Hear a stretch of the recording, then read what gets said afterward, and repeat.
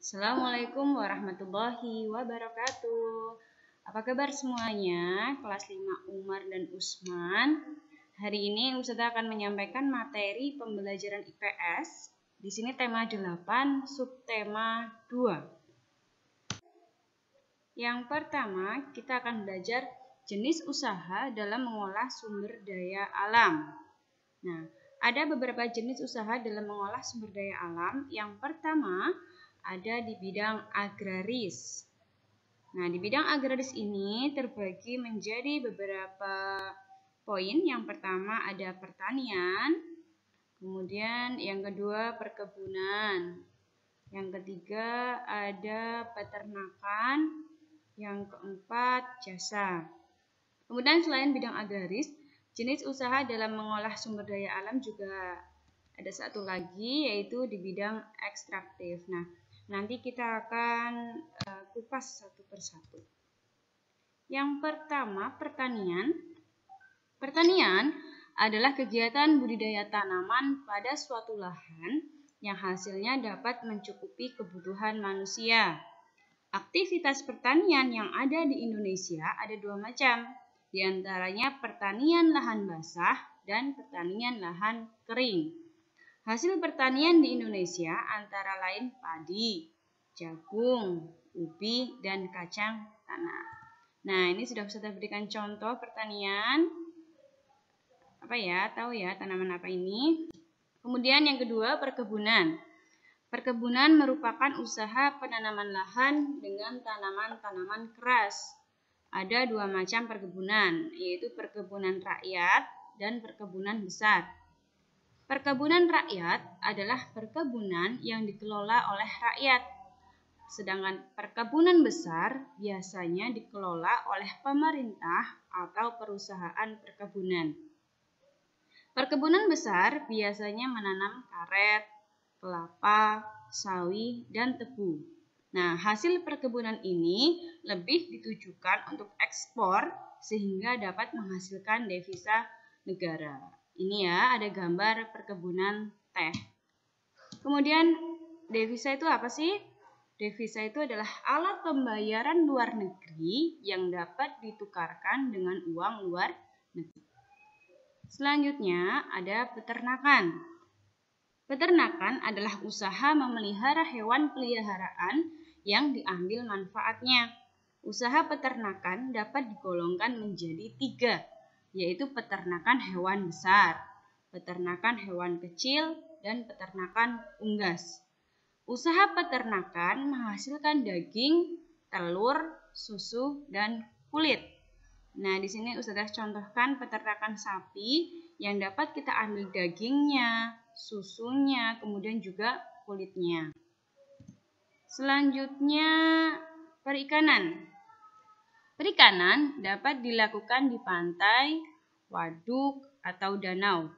Akan tetapi, ada juga usaha perikanan yang memanfaatkan kolam-kolam di lahan persawahan. Berbagai jenis ikan yang biasanya dibudidayakan antara lain lele, mujair, bandeng, nila, kakap, dan gurame. Nah, ini contoh gambarnya. Selanjutnya, nah ini gambar apa ya?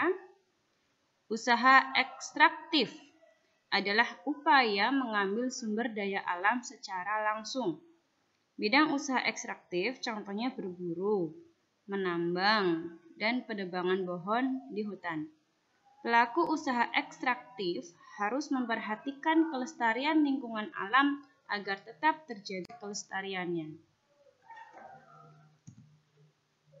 Selanjutnya, jenis usaha masyarakat Indonesia.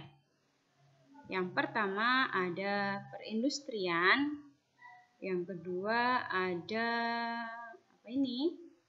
Yang kedua ada perdagangan, yang ketiga ada jasa. Kita kupas. Perindustrian merupakan usaha mengolah bahan mentah menjadi barang jadi atau barang setengah jadi.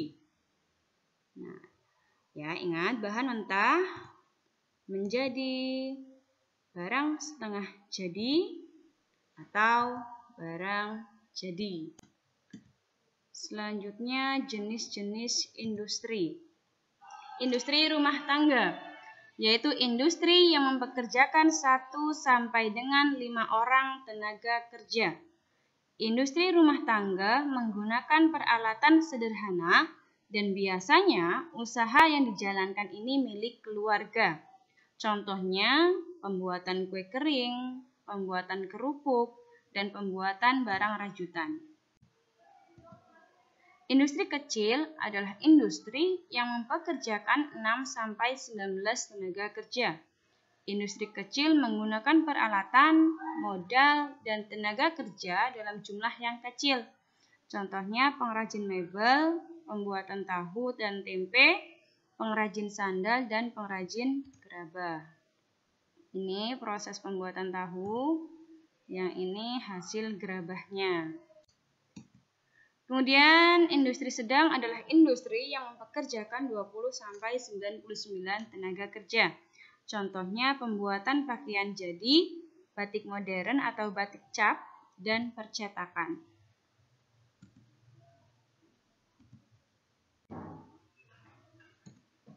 Industri besar adalah industri yang mempekerjakan 100 tenaga kerja atau lebih. Industri besar menggunakan peralatan, modal, dan tenaga dalam jumlah yang besar. Contohnya industri baja, industri mobil, dan industri tekstil. Ini gambar industri baja. Selanjutnya, perdagangan. Perdagangan adalah jenis usaha yang kegiatannya mengumpulkan barang produksi dari beberapa produsen atau penghasil untuk dijual kembali kepada konsumen atau pemakai. Alat tukar yang digunakan dalam kegiatan perdagangan adalah uang. Zaman sebelum ada uang, jual beli dilakukan secara saling tukar-menukar barang atau barter. Nah, misalnya kita punya beras, kemudian kita membutuhkan barang yang lainnya, nanti kita tukar beras tersebut dengan barang yang lain. Selanjutnya, jasa. Usaha jasa merupakan kegiatan usaha dalam bentuk pelayanan terhadap konsumen. Orang yang memberikan pelayanan kepada pihak lain atau konsumen akan mendapatkan imbalan. Usaha di bidang jasa tidak menghasilkan barang, tetapi memberikan sesuatu yang diperlukan orang lain. Contohnya, guru mengajar di sekolah, dokter mengobati pasien, sopir bus mengantarkan penumpang. Jadi usaha jasa itu tidak menghasilkan barang. Seperti dokter mengobati pasien itu tidak menghasilkan barang. Guru ngajar di sekolah tidak menghasilkan barang, dan sebagainya.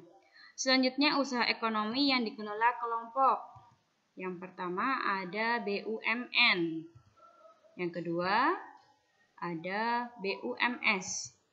Dan yang ketiga ada koperasi. Yang pertama kita bahas BUMN, Badan Usaha Milik Negara atau BUMN atau perusahaan negara merupakan sebuah perusahaan yang seluruh atau sebagian besar modalnya dimiliki negara. Bergerak di bidang usaha yang bersifat strategis atau vital, misalnya bidang energi listrik dan telekomunikasi. Badan usaha milik daerah merupakan badan usaha milik negara yang dikelola oleh pemerintah daerah yang kemudian lazim disebut perusahaan daerah. Selanjutnya BUMS adalah badan usaha yang didirikan, dimiliki, dimodali, dan dikelola oleh satu atau beberapa orang yang bukan milik pemerintah. Nah, di sini BUMS terbagi menjadi beberapa bagian. Yang pertama, firma.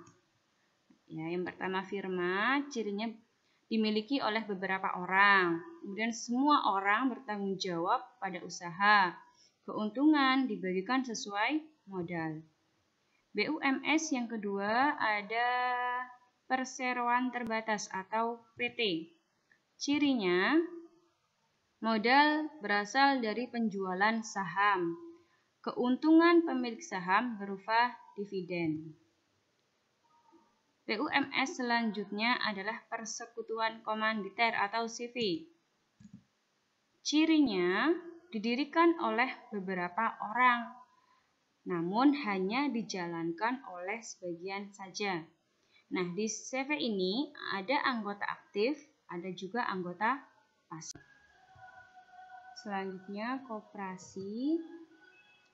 Koperasi merupakan bentuk perekonomian yang disusun atas usaha bersama berdasarkan asas kekeluargaan. Tujuan koperasi adalah mensejahterakan anggotanya.